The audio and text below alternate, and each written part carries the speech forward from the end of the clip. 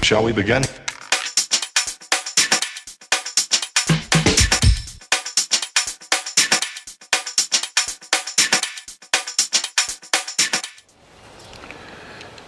Hey there, boys and girls.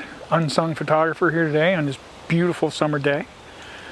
It's the 5th of July, one day after the United States independence celebration and all that controversy. But beside that point, I wanted to ask a question today. I want to know, does anybody really still care about HDR? And did they ever find a use for it? I have some suggestions, and I promised months ago to do a review for Aurora, a really nice HDR package that's come out, and we'll talk more about that a little later. But for right now, let's talk about why HDR. So it's a sunny day. You can tell there's a lot of shadows. I don't even know if you'll be able to see my face because the sun's kind of behind me here. It's very high in the sky, so shadows are harsh. There's not a cloud really in front of the sun, so things are very difficult. I have some tiger lilies over here, these beautiful orange flowers, and a nice gray fence as a background. I thought that would make a nice HDR photograph. But with an HDR photograph, just like a double exposure or many other techniques, you need to take more than one frame, and they need to match. So I don't know if you can see or tell, but the flowers are moving slightly, and that means the frames aren't going to register. The flowers won't register in these separate frames. So the first thing we're going to do is try and secure the flowers. So I have a couple of planting posts here that I'm going to use to try and keep these flowers from swaying quite so much. Okay, that's pretty good.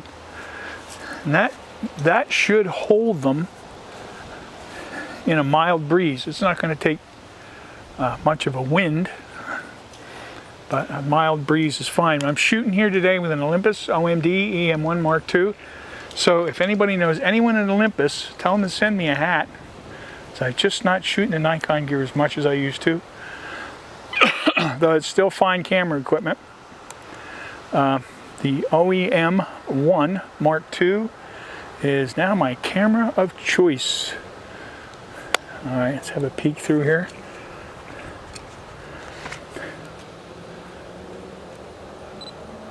Everything in focus. I'm going to take one frame just to sort of see where we're at. Oh, it looks pretty good. We're about at 1/160th of a second at an f8, but what we're going to do is I'm going to open this up and increase my shutter speed to 1/1600th of a second at f2.8, and now I'll just get the first flower, one closest to me. That one will be in focus. The others will be softer. And that's a nice frame, actually. I want to move this up a little so I don't have to Photoshop too much of those sticks out. All right? I got to move my focus point. The OMD has, I think, 120 focus points. So I've got lots of choice here. So there's a couple of quick still frames, so we'll have some reference. But now let's do some HDR. So in order to do HDR, we have to do a little bracketing. So let me take a picture of my hand here. So we just have kind of a wasted frame. Go into the menu and go into HDR. Nope, we're going to go into bracketing. And we'll go to bracketing on. And what kind of bracketing are we going to do? Well, we're already at 1/64, so what we'll do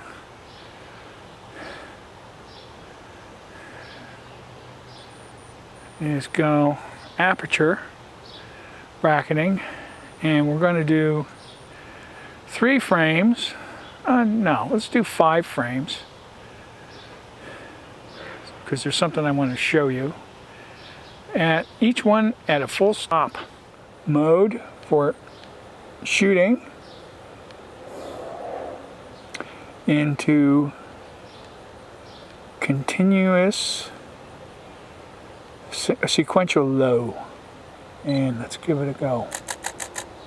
There's my 5 frames. 1, 2, 3, 4, 5. Okay, cool. We're done. Now let's take these in and we'll show them to you on the computer and do some processing and give you an idea of what Aurora can do for you. Okay, welcome to the indoors. And what we're going to do here is have a look at those frames that we shot out back. And we're going to take them into Skylum's Aurora. I still don't know what a Skylum is. But that's the name of the company. It used to be MacFun, and I can see that it's cross-platform now, so they've decided to democratize the name a bit. So I'm okay with that. Now we're going to have a look at what HDR can do for us. So here's the frame we shot.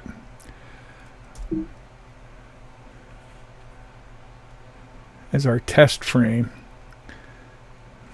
Right when we open the aperture up to like a 2.8. It looks pretty nice. Let's see if I can make this a little bigger for you. You can get a better look at it.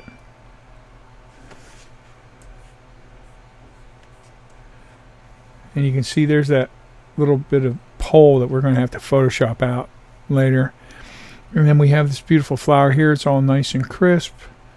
And things soften up back here, and we have a kind of a neat background, which I like. I think this is going to look good when we're done.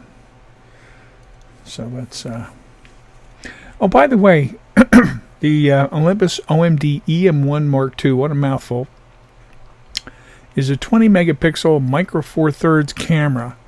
And this is the lens is a 40 to 150 millimeters. That actually works out to an 80 to 300 in 35 millimeter equivalency, just to give you a gist. But look at how tack sharp this thing is. That's just beautiful. There's lots of lovely detail here, and we have a nice soft fall off, and these flowers are right next to each other, so anybody that tells you that micro four thirds can't achieve a narrow depth of field is just not telling the truth. It's certainly different, but it's still very nice. All right, let's move on here. So let's look at our gallery. And I have these marked up, and I took a lot more frames. But here's the ones that we took. Here's the picture of my hand. Remember that one? That was exciting, right? There's flowers in between my fingers. And here are the pictures that we want, and I have them marked already, that we're going to use for our HDR sequence. Okay. And we're going to go to File, plug in Extras, and we're going to go to Transfer to Aurora HDR 2019. Now, the interesting thing about Aurora, unlike a lot of other HDR packages that I've used, is it does more than just HDR. It's really a pretty full piece of editing software, though not completely. We'll look at that in a minute. Okay, so here's the images we're going to pick. We're going to go ghost reduction. We're going to turn all this stuff on because we want the best picture we can possibly get. Auto alignment, in case they did move a little bit, though they didn't. Those sticks work perfectly. And we'll create an HDR. Now this is 5 20 megapixel RAW files. So you can see this is going to take a few seconds. La la la la la. It's less than a minute. A couple of things I should probably tell you while we have some time staring at nothing for a couple minutes, but a moving pulsing bar up here is we were in manual mode. I don't use aperture priority or any of the automatic modes for this sort of thing because it seems to mess with the logic in the bracketing. And that's every camera I've ever used, Nikons and whatever, Canons. I don't think I've ever tried to shoot HDR with a Hasselblad. They have those lovely 16-bit RAW files. So you very seldom do. And here it goes. It says it's final touches. Oh, here it is. And here's our HDR. And, oh my God, it starts out god-awful. Which is a damn shame, because it's not really a fair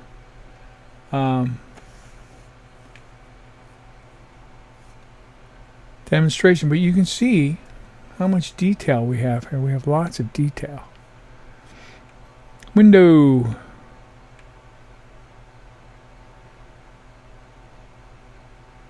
Let's look at some of the menu bar up here. File, save, close.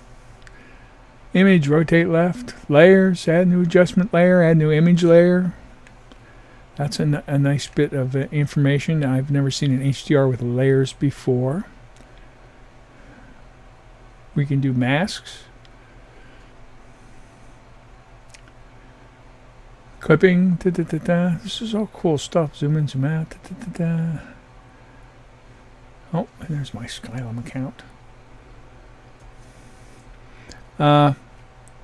We can also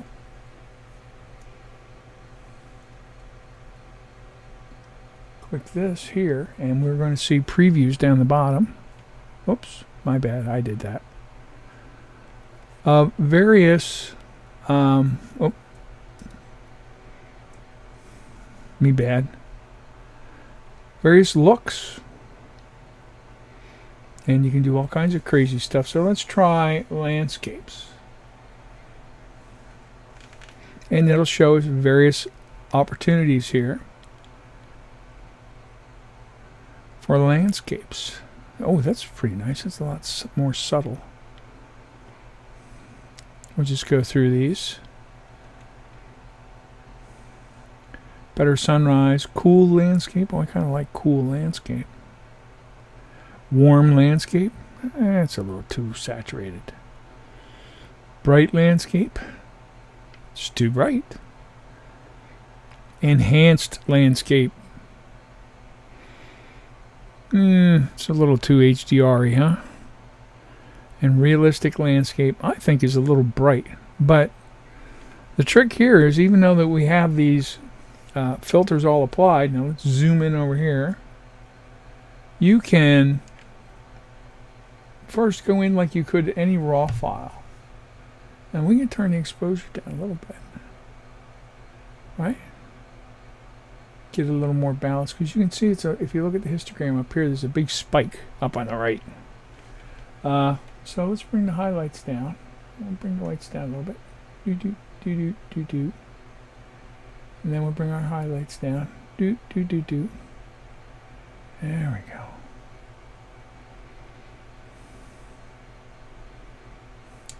And shadows. We'll bring shadows up a little bit. Just a little bit. Now we're getting a little more natural looking. I kind of dig how gray the background is. It's really very cool. That's a set of tools up there, HDR. Color, saturation, vibrance. We're going to back it off a little bit. Take the saturation down just a little bit. That's one of those things that I think makes HDR kind of homely. Back off the color just a little bit. Now, HDR enhance. We can slide this up a little bit. See what it does. Right? This is almost like a sharpness slider. You can really start to see you getting some detail here. Smart structure. It's getting to be too much. I think the one thing you're going to notice here is you have a tremendous amount of control.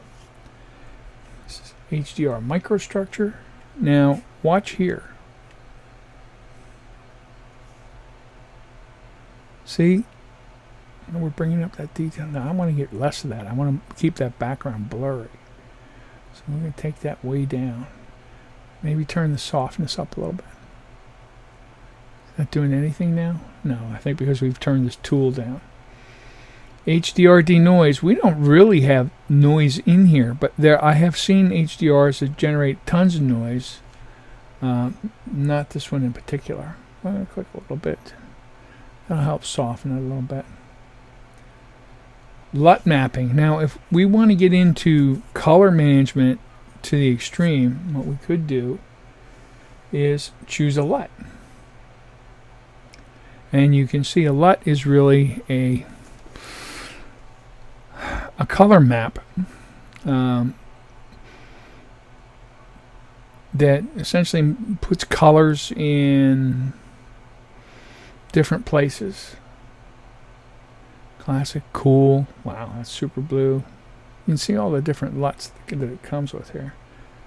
Oh, that's not too bad. And if you're looking for a special effect or something unusual, you could certainly go with one of these. I don't want a LUT, so I'm going to go up here and just turn it off. And essentially we have a pretty nice looking HDR that we didn't have to do an awful lot of work. It looks pretty natural.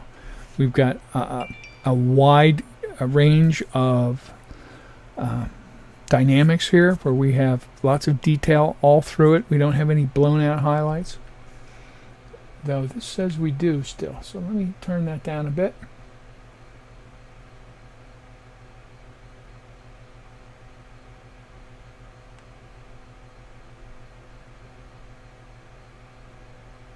Still pretty bright. That's okay. Alright, now we're going to go up here and we're going to go up apply, because we're using this as though it were a plug-in to Lightroom, but it's not. It can be it's a standalone package, generally speaking.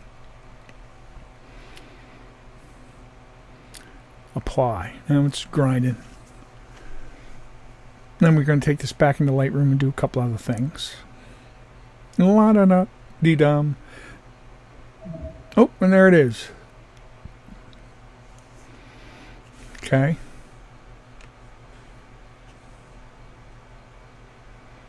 And it's a TIFF. And there we go. Now we're going to do a couple of Lightroomy things to it. I'm going to get that crop tool out here. Straighten this up a little bit because it's a little crookwards. And the other thing we're going to do, I'm going to hit the X key and we're going to crop it a little bit. So I think this is a little better looking in the vertical. Don't you? Do you disagree? Okay, there we go. And if we look at the histogram here, you'll see it's pretty balanced. Matter of fact, we could probably kick the contrast up a little bit more. Right, and spread it out a bit. Bring our shadows down a bit. Take that background down a little more. And we've got a really nice picture of a couple flowers here. That detail. That little camera amazes me. I love the colors on it. And if you're not too crazy about how much color's in here, I'll take saturation down a little bit. And that's just a really nice looking piece of work, and it was pretty easy. And it's not a situation you would normally think to use HDR. But it works pretty well. So why HDR? HDR can be used just for the creativity of it. HDR can be used to save you in situations where there really is more dynamic range in the scene than you can handle with your camera. Even the newest cameras are going, oh, we have 15 stops of dynamic, and they never really do. I think you find it's extremely helpful. The creative part of this is just that. It's creative. You have a lot of control. You have the LUT mapping. It's a really nice little editing package. And if you want to create HDRs, let's compare this to one of the files that isn't HDR. Like here's one of the single files. That's what we're getting without HDR. With HDR, we've taken that dynamic range and kind of brought it together. It's not just the same as opening up the exposure. Here's one with a brighter exposure where the background's sort of in that gray area. Even if we take that down a little bit, let's take it down so that gray looks kind of like the gray we have over here. And you can see that there's a lot of blown out areas here on the flowers, and it's not really very attractive, but when we get back to our HDR, it looks pretty nice. We have a lovely amount of detail. Now if we want to play with the detail, we can add a little texture, right? We can add a little clarity, just a little. It all looks pretty good. This is not an extreme edit by any means. It's an interesting crop. So there's our finished HDR. I don't know what else to tell you about this, except it's a really nice tool. It works really well. It's stable. I haven't had it crash on me at all. I don't use HDR a tremendous amount. Since I've had this tool, I have certainly used it more because it's so easy and because the results are not those horrible things that we used to think about when we heard the word, those three letters, HDR, high dynamic range. It was terrible. Absolutely terrible stuff. They're just homely. This is not what this produces. You can, if you want to. If you really want to make ugly, you can make ugly, but you have to work at it a little bit. And I love the fact that they give you a variety of starting places that you can go ahead and pick one of those presets. And there's quite a few of them, and they're a wide gamut of things to choose from. So yeah, Skylum Aurora. I believe the going price is somewhere near $100, and they do offer specials and sales reasonably often. For a while there, they had a bundle going for both Luminar, which is their Lightroom replacement offering, and Aurora together for a pretty reasonable price, and they do have sales, so keep an eye open. I think it's a pretty damn good deal. If you use the code focal planes 10, I think you'll get 10% off. It's a little something. Not too bad. Alright, boys and girls, this is Bob Kearns, the Unsung Photographer. That's Luminar, a little taste of HDR. If you have found uses for it, or you're just over it, well, why don't you drop a note in the comments and let me know. I think it's an interesting discussion. Next time, we're going to look at maybe a little more film. But I would also like to talk to you about this new Olympus camera that I have, the OMD EM1 Mark II. We just had a firmware upgrade from Olympus, and the thing's amazing. I'm really shocked. I wasn't expecting. I've had a GH4 for a couple of years, and it's a nice camera, and it is the best video camera I've ever owned, no doubt about it. Absolutely the best video camera. But I've never really been thrilled with the still capabilities. I mean, it takes nice photos. They're 16 megapixel. And I don't know, they've just never pushed my buttons. However, the OMD EM1 Mark II, besides needing a shorter and more interesting name, is an absolutely fabulous bit of kit. And I think we should maybe spend a little time looking at that. I know two of the photographers I know in the local area have gone out and purchased one